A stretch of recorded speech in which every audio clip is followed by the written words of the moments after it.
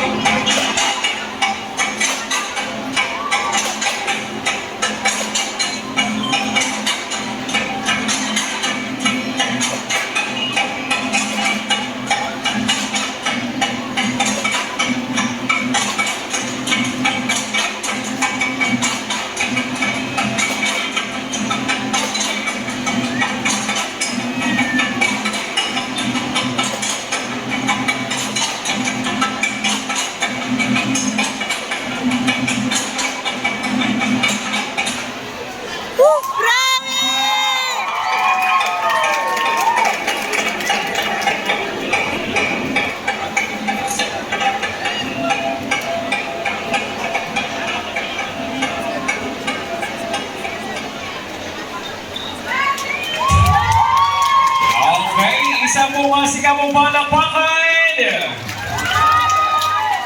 So, Pinoy Teen Saling Lahi,